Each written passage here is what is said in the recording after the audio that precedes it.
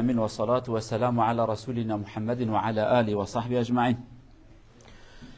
أيها الإخوة الأفاضل، اليوم سنتكلم حول بعض الشهداء الذين استشهدوا في غزوة أحد، ما جرى لهم وبعض أوصافهم وبعض كلام النبي في حقهم صلى الله عليه وسلم أو مع أسرهم. برايد عزيز إيرو أمي بحثا هنا كسي كد حرب أحد دا شهيد كتن أمين كي بحثا ممكن حفتا چوي ما بحثا حرب أحد كر ما پر درج نكر، يعني كشتنا كازيدات بحثا كشتنا كي چواكر كي خاصا ميراني كر وهي كي زحمته، يعني فقط وان شهيد هاني أو قيمته وان أو ميرانية وان تشتك پیغمبر عليه الصلاة والسلام در حق وان دا قوتيج عائلة وان را قوتيج من بحثا وان شهيد هاني بكن هناك شهيد كو یک جوان ام بيجن حضرت حمزة او چند حب شهيد دن تقريبا حفته حب صحابه شهيد كتن تبجي انسان مازن بون قدر و قيمت بون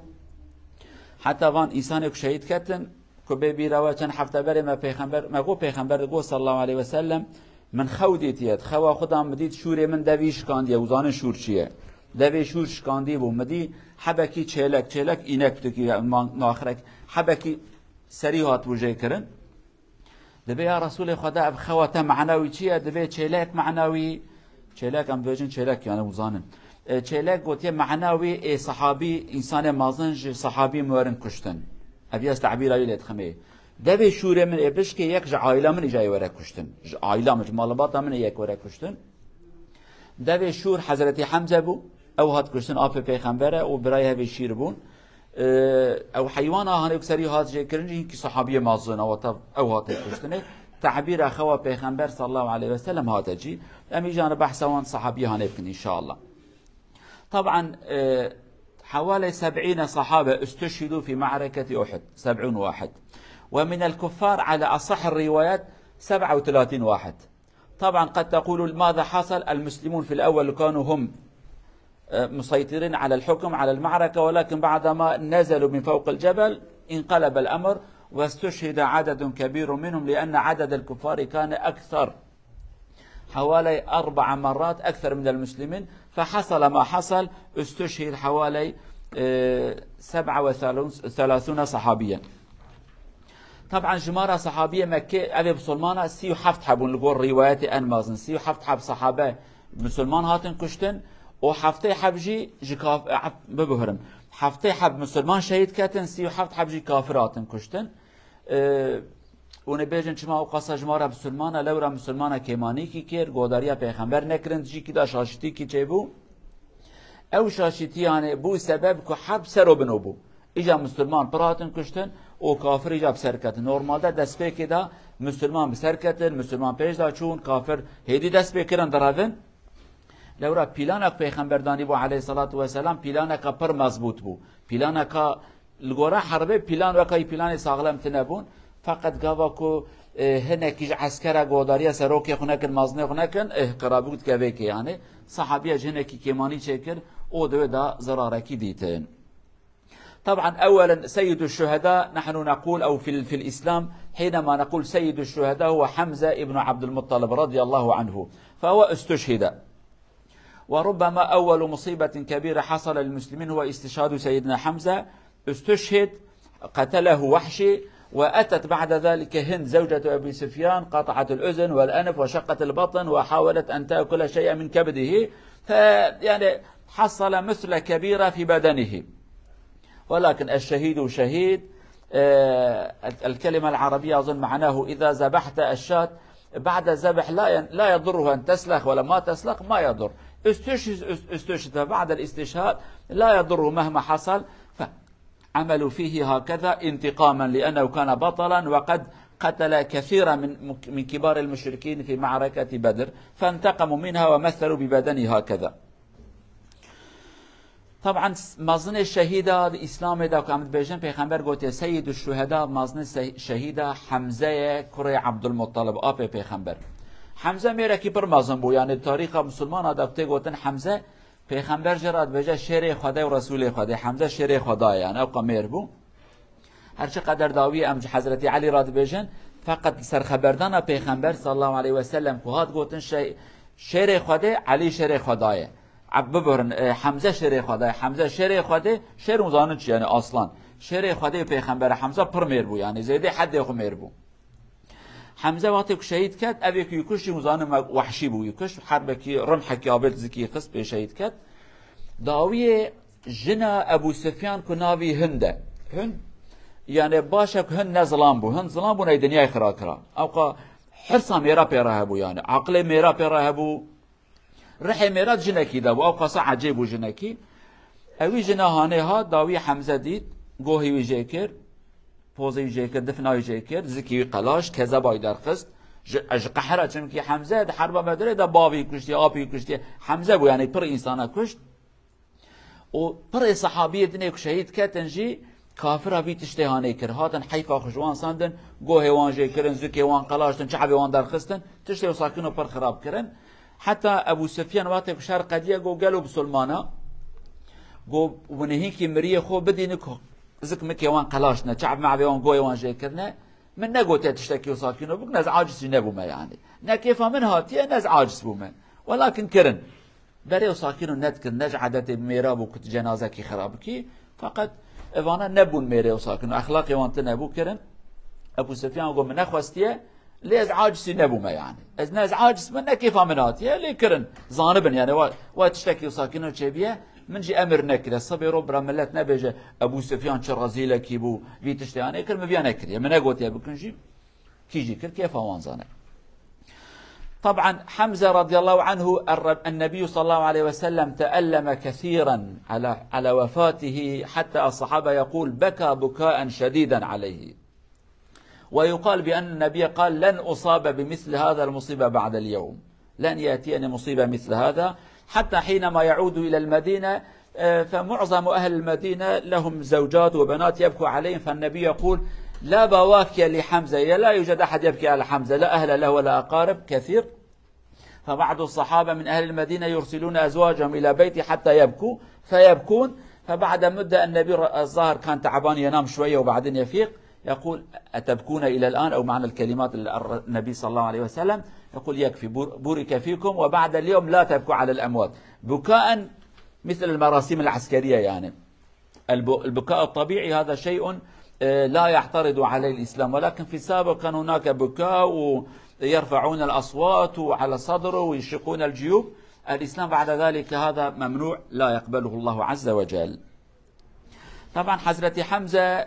پیغمبر پر ببرکت پر پیغمبر دلی وشوتی پر محزون بو خمگین بو گلک ببرکت حتی صحابت بین وقتی که ما چو سر جنازه ویجی کدیتن به پیغمبر گلک گریا او دنگی وی درکت یعنی هایدی قیرقیر کرد نه حاشا به امری خدا تدی جانا انسان دگری دلی خدا جانا جی دنگ مروا درتی ام بجن هیچ کیس که پیغمبر اواکین وکر پر سر گریا دبیگو جي إيروبا دا مصيبات كاو قمازن جناي سريمن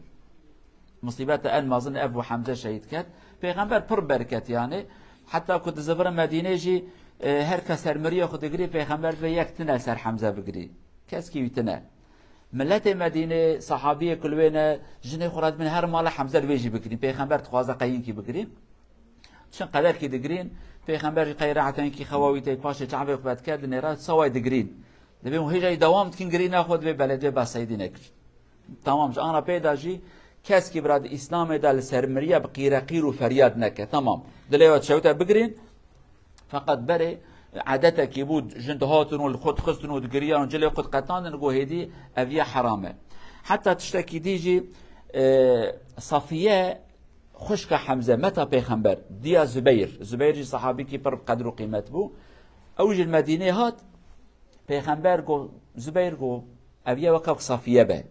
هر برا ویبده سکناندن نی حمزه وی حال دا ندینه زبیر چو پیش دای وردا دای ودا گو دست خوب حبکل سر گو خدا لیل پیش یامن صفیه و کامیرا بو بخیر حربی آتیم بحثا صفیه بکن خوشکا حمزه یلو خوشکا حمزه کو کامیرا که بسر یک خوشکا ویجن رحیت جسارتی تنبه حبکل سنگا زبیر تقد وی خوب دالیش پیش یامن اشتاد بیش خدا لی دبی از آنم حمزه هاتی کشتنی او لاشی بدنی خراج کنه خدا لیزان بره خوب دینم یعنی چه دینه دگری و هناك شعرا سرید بیجه بر حاصل بیجه امید حضور خدا ده هف دین زرارتنه لی پر دلیت شوته دبي دحب كفنا بخرانية قلت يا حمزة را صحابات بجن مفهدي كر كو أم هردي بدن حمزة وأبيكم حمزة را كت قبره جلي يتنبون دبي ما يقول برشكش حمزة را من بامس بك بطانيكي يعني جلي واندر نخستن أبد نجدان صحابي دني أبياجي بحثة أوكيد كان بحثة صافية أو قصة وكاميرا كي بقدر قيمته جارنا جن عاجز دبي جنا كبرشة جاعته يهبون شمات بجن وكاميرا إمير ده أبي شرن جن ده أبي صبر وتحملنا أبي سر حمزة خدا عز وجل جيب ك جنة مازن جيران بيغمبر صلى الله عليه وسلم. كذلك ومن الشهداء صحابي آخر اسمه حنظلة. هذا حنظلة معروف بأنه غسيل الملائكة، مختصر حياته هو كان متزوج جديد، فمباشرة حينما يسمع بالحرب يذهب إلى الرسول، ولكن زوجته تقول فليأتي مرة أخرى حتى ينام معها، وهي تدعو 4 من أهلها حتى يكونوا شهداء بأنه قد أتى ونام معها، معاملة زوجية، متزوجين جديد. فهي ربما قد أحست بأنه سيقتل. هناك روايات يقول بأنها رأت السماء قد انشقت ودخل حنظلة فيها وبعد ذلك انسدت، فهي اعتقدت بأنه سيقتل، فهي تمنت بأن يرزقها الله عز وجل ولدا منه، وقد حصل لها ما كانت تتمنى فرزقها الله بولد. ويقال بأن الولد كان يفتخر يقول أنا ابن غسيل الملائكة، هكذا يفتخر بأبيه الشهيد. صحابة كدن جرات بجن حنظلة نه أنا تدين که ملاش قال به حنظلة منظلة أو ميربون يعني اف صحابي هاني دكتبه پیغمبر يعني بحث حياته پیغمبر کن دبه اویک ملائکت ویشوشتیه میرانی که مازن ها نبنسی به هر کسی ملائکت هر کسی ناشون پر انسان انا ملائکت تفتكن سرچعبه وان اجا ملائکت اویا شوشتیه يعني او قصاب قدر و قیمت حتى چوا کن بین شوشتیه دم وقتی کشتن دبه که حنظله لکیه دگران وینا دینن تماشات که والجی کی بلند عالی کیه شکی دور کتیه و آفجه تخواره شل بیه. پیغمبر گوتی علیه الصلاة والسلام ملائکت اویا شوشتیه جهران تماشا کن چما ملائکت شوشت اویا ملائکت اوی شوشت اما چما شوشت نه دچین جنایی سوال دکن اویا جی زاوا الو تدی هم بجن زاوا روز اول زاوا بیه خبر حربه ته در چت بیا رسول خدا استمه لبرو جناوی دبجه گره وره مال جاره کادی گره وره ته خبر شینج عائله خورا دبی برا چار حمیر جیورن تلویل سکنن او جنا خو جناوی ذات که هندرو علاقه میرو جنا جاره کادی دعوت خود کد ببین شاهد اوی هاتیه مالی ها نبجن دست یغ ندایته صبح رو حمله کیم چه نبی حاشا ویزارو که پیچه ها جناویامه يعني اوی هاتیه وای به هفره کتن خو تشتيك شيء وأبيات قال جنا أخو أم بيجن علاقة ميرو جن تكليا وقدان سري أخو نشوش عجلة جارك هذي شو قشت حرب شو قشت پیغمبر صلى الله عليه وسلم نشوش تيبو جنة يقوم ببين شهادك أبيها هاتية وأنا جناوية ودبي جنة يقول بلكي رب عالم زاروك كي بدا من جفي شبه هاني حبك زاروك من جبه أبانا شاهد إنك أبيها هات جم جنا أخو وسري أخو نشوشتو جنا يتبجى بجنابات بلوم ملائكة ويتشون جنابت بو سریخ نشوش عجله کرد بلکه ملت بجا مرا سریخ نشو حیرا سرشوشن هرگاه کاری بشو اما حرب گاو هات کافر هات مسلمان کشتن قیمت سرشوشتن تتنه تجبون خدا سریخ نشو ملائکت سریت سنزرارتنه يعني ملائکت هات دو شیالانی سریشوش اوی صحابی هانه جرات گوتن اویک ملائکت غسیل الملائکه اویک ملائکت ویشوشتیه دبیجن آویجی گو انشالله اف شبکو یعنی گیشتن هفیا گو انشالله خدا زاروک اکی دمن او خدا کر اکی دای کی دبی لایوی خبر دانا ملت داد گو باب من ملائکت اویشوشتی ها یعنی زاق ایسان اکی بقدر و قیمتم اویاجی درسک گلو جماعتی گلو بابا گلو دیا قیمت خوب زان بن خوب شوک نکن بی قیمت نکن صبح روز زاروک ما یای بجن الحمدلله بیا باب من یاجی خدا بلای دام از لایو یا نبو ما يعني یا اولاد ما بما افتخار دکن سر بلند بن اویاج درس کم مازنه گره ام جبر خاطر زاروک خوب جو خراس بکن خطوب بکن قیمت بدن خو به قیمت نکن رزیل نکن صبح رو ام بمن زاروک ما نو ملت ده اوها بکن یاجی سر وان بلن به ازلای فلان کسی ما باب من امیر بو بابي من دروا نذكر بابي من دزي نذكر ظلمه نذكر حيله نذكر بلا ما يجبو بطاعته انسان كي مرد ودس مرد يعني دس فكري بو يجي والله بابي من دزبو بابي من البيش نذكر بابي من دروات كر بابي من حيلات كر بابي من خايم بو بابي من افتراض كر جاب دياك اجي جبير بانكن انسان كرجانا جبوني اولاد خوش كي ميراني يبكي هم جبوني خدايك اطيب اولاد تب تسر بلن بن له الحمد لله يا بابي منه قال لك جماعه بجن الحمد لله زلاي فلان كسم وهنا كان عادات الكردا يجي تديد بيج وقاطر ظاني قاطر مش قاطر قوتنا بابي تكيه قوت يا خاله من حسبه يعني ايش بابي عيبت كبابي كريا بابي كره نوبه بابي من كره في خاله من حسبن هيك انسان هذا بيت لايكي فلان كاس خاله منه الله يدمكي بابي تمير بونه وتوت از لاي فلان كاس ما خدا مبكي انسان مير انسان باخلاق وبتربيه اولاد ماجي بمسهر بلند ببن جمع فدينكن يعني ان شاء الله. وكذلك من الصحابه احد الصحابه اسمه ابا خيثمه. هذا الصحابي ابنه استشهد في بدر، فهو يقول للنبي صلى الله عليه وسلم قد رأيت ولدي هذه الليلة في الجنة، وهو يقول يا أبت ألا تلحق بنا فاسمح لي أن آتي، فالنبي صلى الله عليه وسلم يقول تفضل، وهو يأتي وكذلك يستشهد أو يقتل فيكون شهيدا ويلحق بابنه. هكذا كانوا مشتاقين إلى الجنة وليسوا مشتاقين إلى أن يبقوا في الحياة حياة ذليلا أو عزيزة. صحابة كدي نابي بابي خيثمه أبياجي كوريوي ناوي ملك زهيرا كوريوي حرب بدر دا شهيد كذا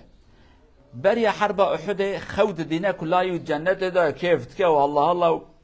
تزبيه كريمه تزبيه اخوات دافجه والله الله تشتي كيف تكا يعني تزبيه ادفج تزبيه تنوي يعني فقط عادات كردايا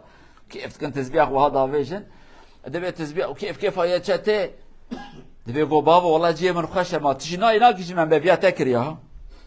ابيا تشش پیغمبر يا رسول خدا والله بيبيا لا يخكريه إذن بده أجد خازم ورم شر وما بيفيا لا يخيرت خازم لا يخوف دينم ولا أوجته فقير وشهيد كذا أو لا يخوض جنة تاتي جنهاف صح تماشى كن يعني إنسان شخصا بإيمان بود دقبر أم هرن جنة حياة جنتنا حياة الدنيا أبا مريج كو باخك أو بزن أو ننا حياة جنة كو جي راضيبون خدايا خدا المروة راضية خدا مروة شنا جنته وفياد بدعاء كر پیغمبر جرا دعاء كر ودعاءات قبول كن وشهيد كت وشو جنتش شو جم لايق بيبيا لايق كربو يعني إمام بيبيا كي يمكن هذا ما حتى كروجا متى بيبيا يقول عجلة من هي أتخازم هرب. وهناك صحابي أخرى اسمه عمر ابن الجموح يقول كان شديد العرج يعني في مشكلة في رجله أعرج الذي لا يمشي مستقيما أحد الرجلين ربما يكون قصير أو يكون فيها مشكلة أخرى فهو كان شديد وله 4 أبناء فأولاده يقولون له يا أبتا نحن أولادك 4 نذهب أنت لا تذهب عندك عذر شرعي فهو يقول لا علي أن أذهب فيأتون إلى النبي صلى الله عليه وسلم ويتحاكمون فالرسول يقول يعني معنى الكلمة عندك عذر شرعي الله عز وجل أباح لك فأنت وليس على الأعرج حرج لا بأس أن لا تأتي يقول أتمنعونني أن أدوس الجنة برجل هذا الأعرج يعني خلوني أمشي إلى الجنة لماذا تمنعونني لماذا لا تحبون أن أمشي في الجنة وأنا أعرج هكذا تتركوني أن أعيش مدة وأموت موتة طبيعية يعني فالنبي يقول دعوه فلياتي وأتى واستشهد كذلك دعوني أدوس عرض الجنة برجل هذا. صحابك دي سقط وزان طيب كردية وخام دجن سقط فوبال أبي كنيجا كيوان يا كنا يا شكان يا تشتكي وساكينه بو يعني سقطيك تمام جلك ها كل فرابنا بلكي دولتي بكرة تقاوت عذر بدانايكي أبي صحابي يعني 4 حبلايوي هنا بتفج ميرن إلا هدبي أزهرم بابو خدش ترازي ولا سقطي خدي إذنات دايا خدي نو الله جرز هرم إيه سقط بيزهرم زهرم حربي يعني لا يويتين جنب پیغمبر تكن محاكم يا رسول الله باب من خوش سقط نگه کی سقط الا به گرز هرم پیغمبر به حیره خودی اذن دایت نگه کی تشکاندی عذرت هي نشه دبي ما وچما نخوز ابوین کی خوی سقط هرم بالعرض جنت بكم یا بنظرم جنت خودی وچما نایل نظرم پیغمبر تماشات که خودی خوازه بمرد خوازه را حضور خدا دبي بین ابوین کی خوی یعنی از بب شهید هرم حضور خدا یعنی في سقط ياخذ خازن في هذا عرض جنتكم سري بمشم بكرم كورا يعني او شو او شهيد كد يعني او قصا جه شهادت حست كرن شهادت مقامه كي مازنه و تخواستن هرن حضور خدا شهادت كر نسيبي ويش انا اما به جبونك امنه چن حزار حبتش درانه من ديشه تليه من خار بيه نظانم گويه من چوابيه حزار حب عيب ددين جبونك امنه چن افي كابرا يعني بلكي نجي ايش كانديه لو سقط يعني دبي شديد العرش بر سقط بو والا قال في سقط يا هرم جنته يعني شو ما نايلن شو حتاكو شهيد كذا. وهناك صحابي اخرى من اهل المدينه سعد ابن ربيع، فالنبي بعد ما ينتهي المعركة يرسل أحد الصحابة يقول ابحثوا عنه واقرأوا مني السلام، سلموا عليه، فيأتون إليه ويقول كيف تجدك والرسول يسلم عليك، فيقول على نبي وعلى رسول الله السلام، سلموا عليه وأنا مرتاح أنا سأذهب إلى الجنة. فأجد ريح يقول يا رسول الله بأن سعد يقول أجد ريح الجنة قريبا من الأحد، فكذلك استشهد خلال اللحظات، فكذلك بشره النبي صلى الله عليه وسلم وهو يقول قولوا لأهلي إذا أنتم على قيد الحياة والناس مدوا يده إلى النبي صلى الله عليه وسلم لا عذر لكم، لا أقبل أن تتخلوا عن النبي صلى الله عليه وسلم، واستشهد. صحابي كي دي نافي سعد كوري ربيعة دمك شرط قطع پیغمبر دوی جهر تماشا کن سعد لکیه زانه بریندار بیا چون نخوانه اوی یک چه دوی هر ویدی سلام مجرا بیشن اوی ات اهوا رحجه تدا مایه رحین کی مایه دوی پیغمبر تا سلاوات که اود بجد حالت چوه دورمات چیه دوی و علی رسول الله السلام يعني سلام سرته بجو سلام خدا سر پیغمبر خدا بجی و بجه یا رسول الله اجد ريح الجنه بجه بينا جنته ويتمن جرا وساكنه بيجن وش قوم مرة بيجج أنصار بيجه بني أجركو يكش بيج الحياة هبة ملت دست ياخد درجة بيخنبر بكه وبيخنبر بيلن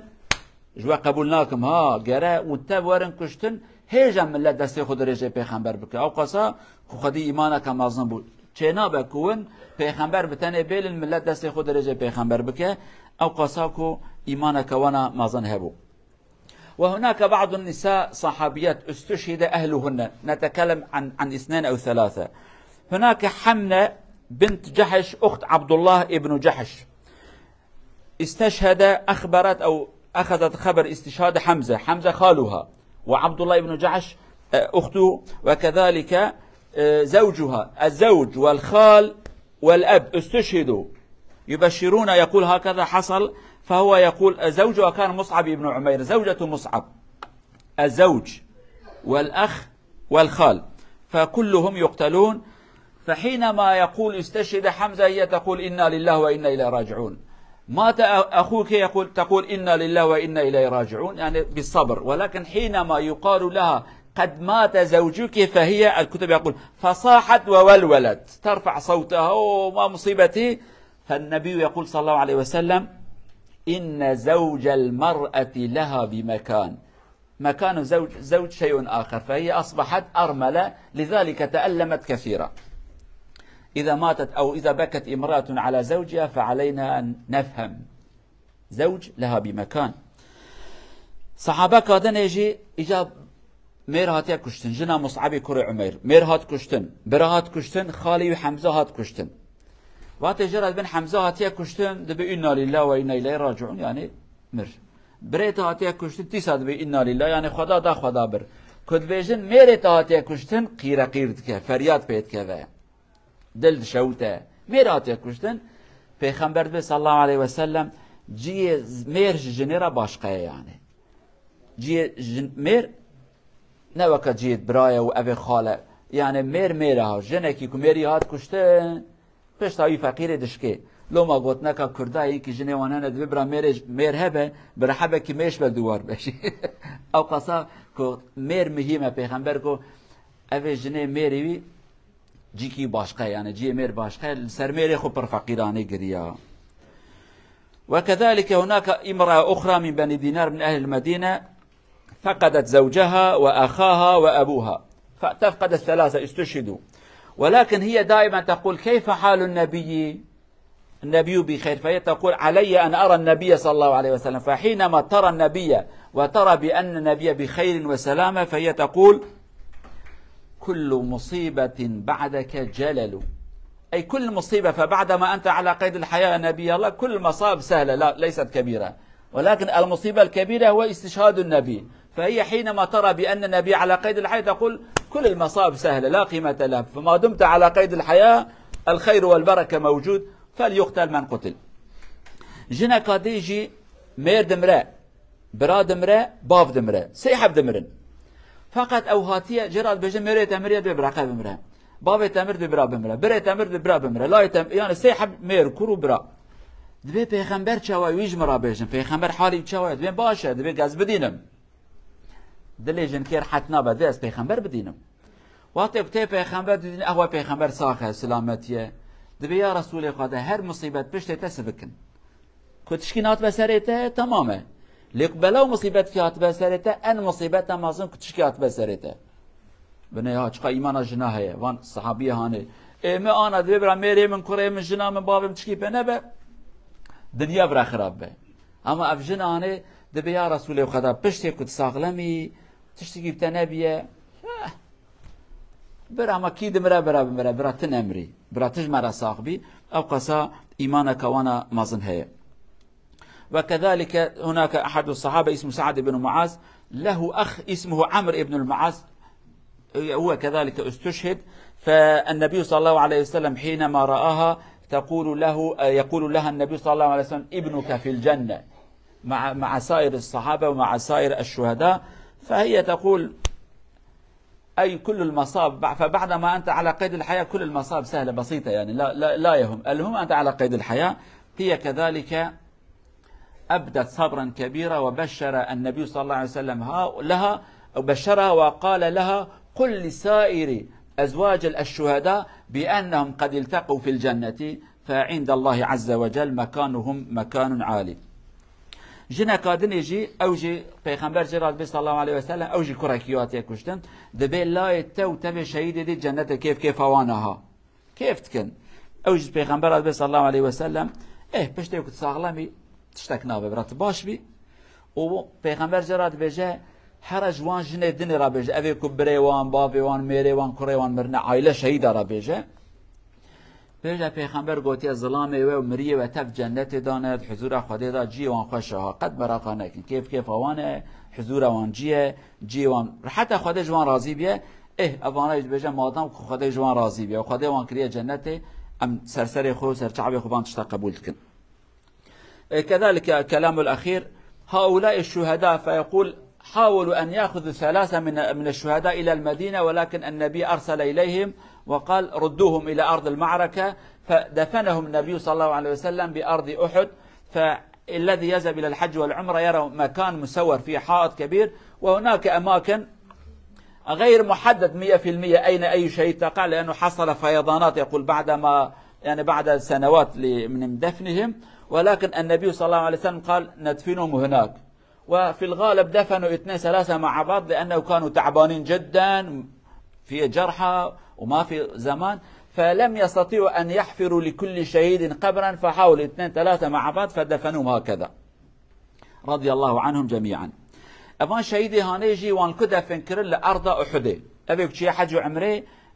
لوي تماشات كوي ميدانك يا دورا ويجي كرنا دوار لبان قبري وان درادانا فقط صديصات قبري وان أنا أمنزان لكنه دبي پشتك وان ده فكرم چند ساله بارانکی زیده هات او بارانانه هنه کی آخو کبر و تشتانی وان در خراک کرد، یعنی قبر وان هنه کی هندابون فقط دوراوی دوارکی دانه ادوان دراده، یعنی فقط نقطه تا من زانن حتى وان شهيده بريك دفن بكن هناك جان خواستن ببن مكه مدينه پیغمبر گوان بین برا شهید مکتب دفردابن شهید برا چولا خوارن دفن کن جيب هات نکشتنه